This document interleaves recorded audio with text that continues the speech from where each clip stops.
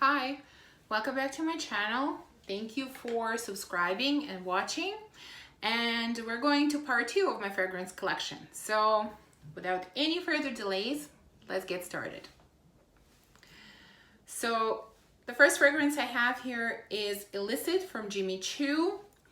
This is honey and patchouli. I really enjoy wearing this fragrance in the winter, especially in the evenings when I'm at home. Next one is Mon Guerlain. Of course, everybody's familiar with this one. Vanilla and lavender, and I'm not a fan of lavender, but it is beautiful in this one.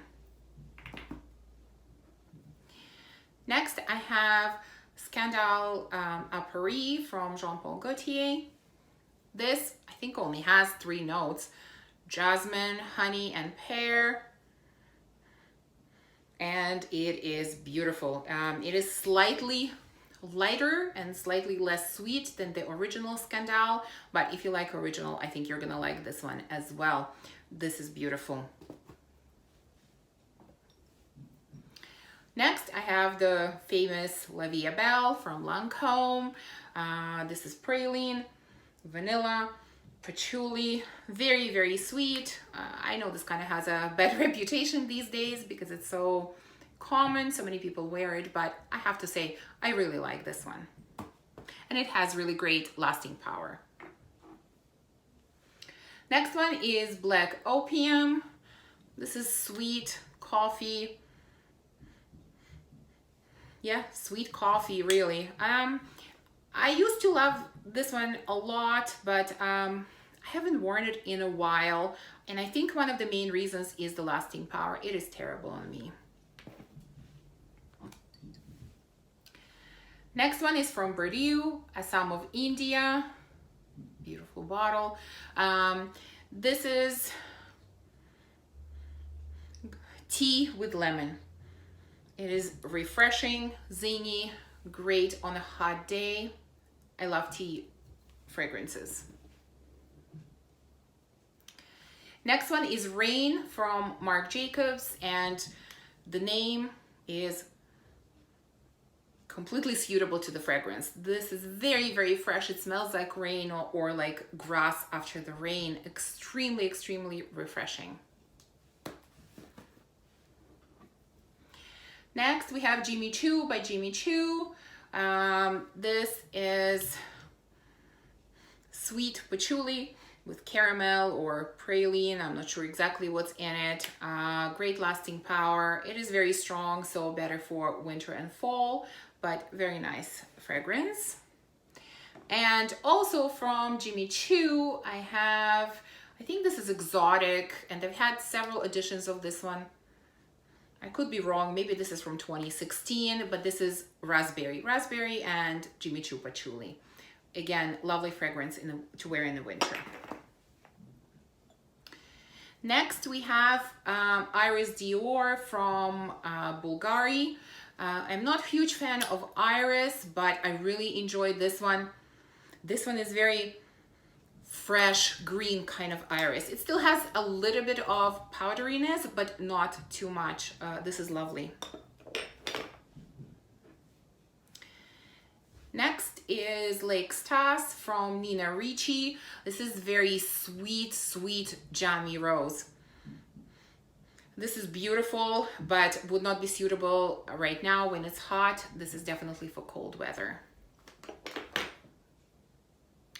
Next one is Hypnotic Poison from Dior. I believe this is the EDT version. This is, again, sweet, nutty, a little bit powdery, kind of Play-Doh-y a little bit, but this is nice. Next one is Girl of Now Forever from Elie Saab. This is almond, sweet, sweet, sweet almond with the addition of raspberry. As I mentioned in another video, I love sweet fragrances, but there is something in this sweetness, and I don't know what it is, that I don't love. This is a nice one. I like it, but this is not a love.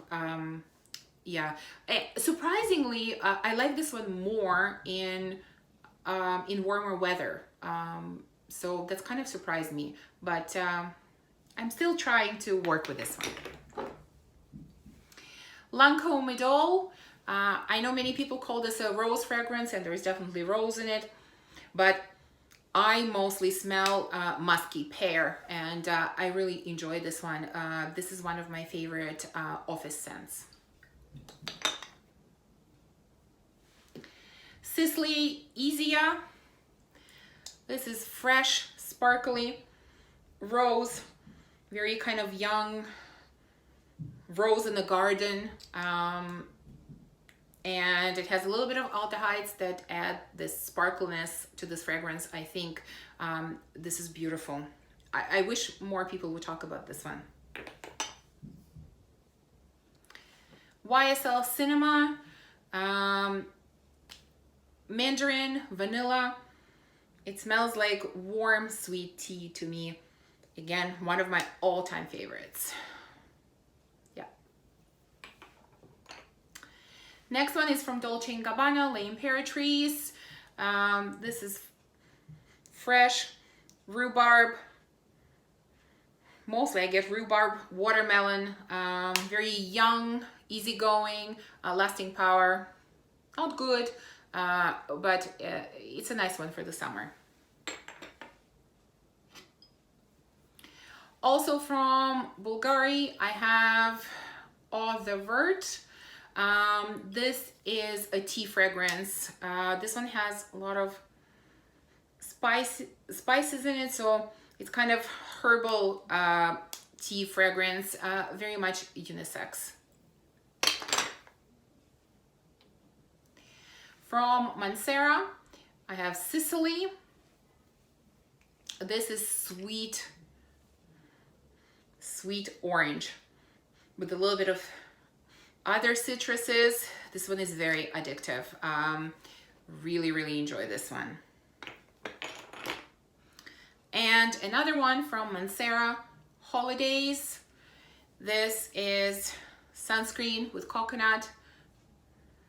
Very similar to Tom Ford Soleil Blanc, just stronger and sweeter, and the lasting power is much better. So I have one more from Mancera, so let's finish with this house. This is Wild Fruits. And this one is also sweet, but less sweet than the other two. And it just has a beautiful mix of citruses with the addition of kumquat. This one is probably the most unisex of the three and the freshest of the three. Really nice.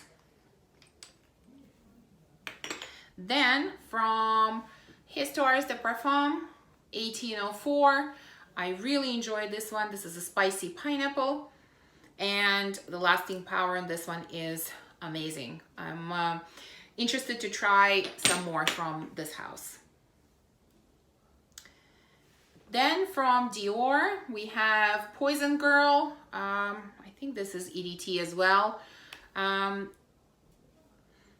This is citrusy, sweet, vanilla, not too sweet. Maybe it has some kind of citruses. I like wearing this one to the office again in a colder month. Next is Meliora from Parfums De Marley. I absolutely love this one.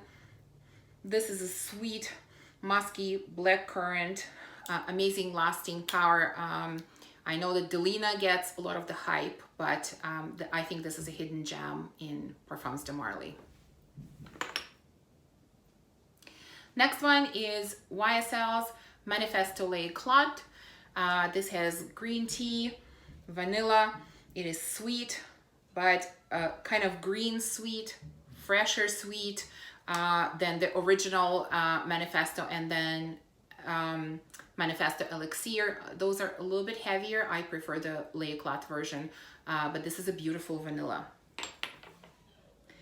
Next, we have Jo Malone Wood Sage and Sea Salt. I used to love this one. You can see I worn quite a lot, but kind of recently I'm not loving it. This is sea salt and wood sage. It is definitely unique, but somehow I've fallen out of love with this one. Okay, next, Dolce Gabanna, the only one. It is somewhat similar to Black Opium from YSL, kind of has the same sweet coffee vibe. If I had to choose between the two, I actually prefer this one. It's kind of smoother, creamier, and the lasting power is better as well. This is Armani Privé, Pivoni, Suju. This is sweet peony with rose, musky, fresh. This is very light, champagne-y, sparkly kind of peony. It doesn't project far. It doesn't have the best lasting power, but I would say again, this is a really nice office fragrance, very inoffensive. So next we have Flora Botanica from Balenciaga. This is one of my all-time favorites. I've worn this fragrance for many years. This is not my first bottle. I think I bought it when it first came out. This is kind of a dry, minty rose. Very interesting type of rose, very different from the rest. Next I have In Love Again from YSL. And if you've ever tried Baby Doll from YSL, which I think is discontinued now, this to me is a complete dupe. Very similar again, sweet peony with rose, very light, very pleasant. I enjoyed this one. Then from Francis Kurkdjian, we have, and I'm sure I'm gonna butcher the name, I would say Emeris Femme, but please correct me if I'm wrong. This is a very interesting fragrance. Judging by the notes, I would have never thought that I would like it, and I find it very difficult to describe it. Nothing really stands out to me. It's just everything is so beautifully blended and so different from everything else that I have. That I absolutely love this one. This is not a very strong fragrance. It is kind of light, but lasting power is amazing, especially for such a light fragrance. And the last one I'm going to share with you is Delina from Parfums De Marley. I have travel sprays, that's why I keep them in this box.